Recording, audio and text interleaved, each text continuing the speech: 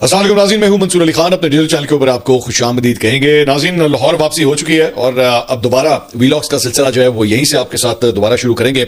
सबसे पहले आपसे दरख्वास्त के चैनल को सब्सक्राइब करना मत भूलिएगा, बेल आइकन प्रेस कीजिए। अगर आपको वीडियो पसंद आए उसे लाइक और शेयर जरूर कीजिएगा।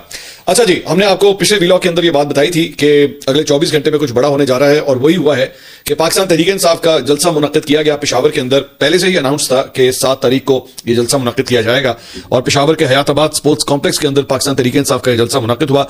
ये जलसा वैसे शायद इतना इंपॉर्टेंट ना होता, लेकिन DGISPR की जो प्रेस कॉन्फ्रेंस थी और उसके अंदर जो बात कही गई DGISPR की जानिब से, उसके बाद एकदम सियासी माहौल जो है वो काफी हद तक गर्म हो गया। पाकिस्तान तहरीक इंसाफ के मुख्तलिफ अकाउंट्स की जानिब से, सोशल मीडिया के ऊपर उनके रहनुमाओं की जानिब से इसके ऊपर प्रेस कॉन्फ्रेंस भी की गई, बयानात भी आए, ट्वीट्स भी आई। लेकिन इंतजार इस बात का था कि जो तकरीरें होनी है इस हयाताबाद स्पोर्ट्स कॉम्प्लेक्स में, वो तकरीरें किस किस्म की होंगी। और वही हुआ कि बड़ी खतरनाक, खौफनाक किस्म की, बड़ी तुंदोतेज किस्म की तकरीरें जो है वो यहाँ पे डिलीवर की गई।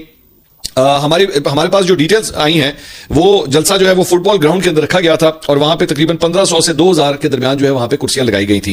खवातीन शुरा भी जो है वो उसमें जलसे में जो है उनके लिए अलग इंतजाम किया गया था।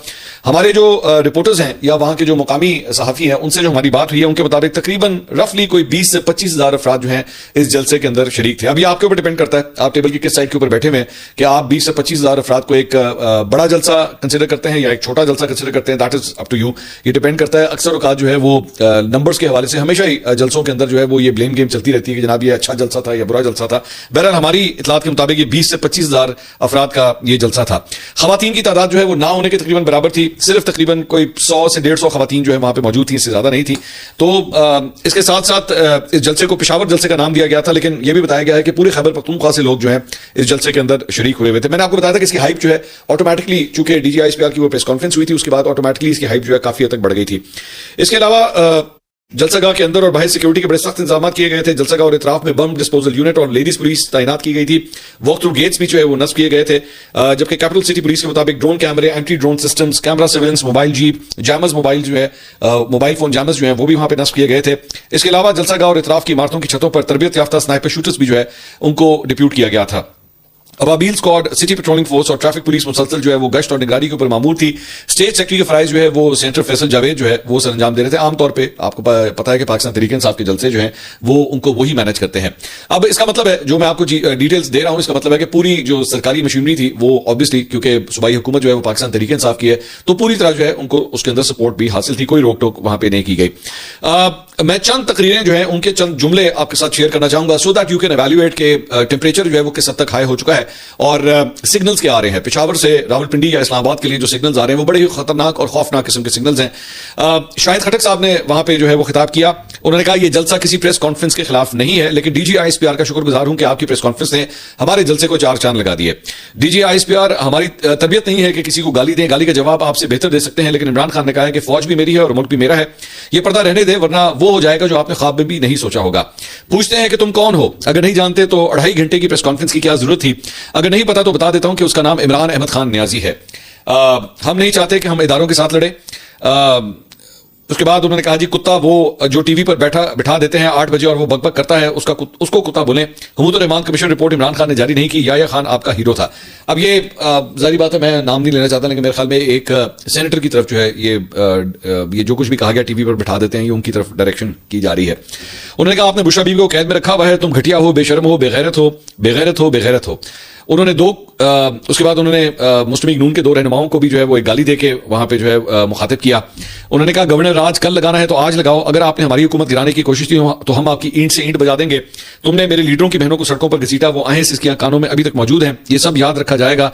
बदला लेंगे, सूद समेत लेंगे, जब दिल करेगा डी चौक जाएंगे, डी चौक किसी की जागीर नहीं है। नाउ यू कैन इमेजिन, ये शाहिद खटक साहब की ये तकरीर थी। इससे आपको अंदाजा हो सकता है कि टेम्परेचर जो है वो किस हद तक हाई हो चुका है सियासी तौर पर। उसके बाद खैबर से MNA है इकबाल अफरीदी साहब, उन्होंने खिताब किया। उन्होंने कहा आपकी जिम्मेदारी सरहदों की हिफाजत है। Every thing is mostly directed towards establishment.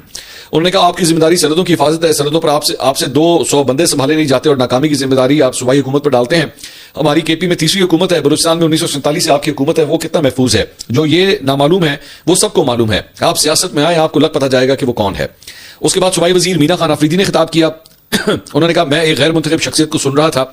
तीसरी तकरीर है जो दोबारा ऑब्वियसली DGISPR की जानिब जो है वो डायरेक्टेड है।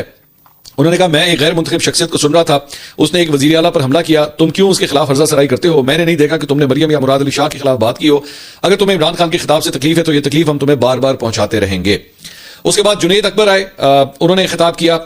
جب وہ وہاں پہ آئے تو شرکا کی جانب سے ڈی چوک کے نعرے جو ہے وہ لگائے گئے وہاں پہ. جنید اکبر نے آتے ساتھ ہی کہا جی انشاءاللہ عمران خان کا نام اگلی نسلوں تک رہے گا, آپ اس کے خلاف جو بھی بیانیہ بنانے کی کوشش کرو گے وہ آپ کے منہ پر مارا جائے گا. بھائی جان آپ کی نسلیں ختم ہو جائیں گی لیکن عمران خان کا نام رہے گا, ہم تمام جبر کے باوجود ریاست کے ساتھ کھڑے ہیں. اس کے بعد سابق اسپیکر قومی اسمبلی اسد کیسو صاحب آئے, انہوں نے خطاب کیا. انہوں نے کہا افغانستان کے ساتھ پاکستان کے تعلقات خراب ہونا ہماری خارجہ پالیسی کی ایک ناکامی ہے, جبکہ اسی افغانستان کے بھارت کے ساتھ مضبوط اور خوشگوار روابط قائم ہو چکے ہیں. افغانستان سے فوری طور پر تعلقات بہتر کیے جائیں, بارڈر کھولے جائیں اور تجارت بحال کی جائے. اس کے بعد علامہ راجہ ناصر عباس انہوں نے خطاب کیا. انہوں نے کہا ہم عمران خان کو نہیں بھولیں گے, اس نے ہمیں آزادی کا شعور دیا. D G I S P R کے چہرے پر بوکھلاہٹ نظر آ رہی ہے. اس کا ایک ایک جملہ بول رہا تھا کہ یہ اندر سے ٹوٹے ہوئے لوگ ہیں, یہ ہار چکے ہیں, یہ لوگ خود سیکورٹی تھریٹ ہیں, ہمارا مقابلہ میدان سے ہے, ہمارا مقابلہ ذہنی مریضوں سے ہے. D G I S P R نے تمام باتیں درست کی ہیں لیکن عمران خان کے نام کی جگہ ان ڈاکوؤں کا نام لکھا جائے, یہ اندر سے ہارے ہوئے لوگ ہیں. یہ دوبارہ میں آپ کو اسی لیے ساری تقریریں جو ہے وہ میں صرف کوٹ کر رہا ہوں تاکہ آپ کو آئیڈیا ہو کہ وہاں پہ ٹیمپریچر کس حد تک تھا. اس کے بعد محمود خان اچھزئی صاحب وہ آئے, انہوں نے خطاب کیا. انہوں نے کہا آپ حق و باطل کا جنگ فائنل جگہ پہنچ چکا ہے, آج حق و باطل کا جنگ فائنل جگہ پہنچ چکا ہے. کل ایک بندہ وردی میں گالی دے رہا تھا, اس کے اوسان خطا ہو گئے ہیں, ہم پاکستان کو نہیں توڑنا چاہتے ہیں.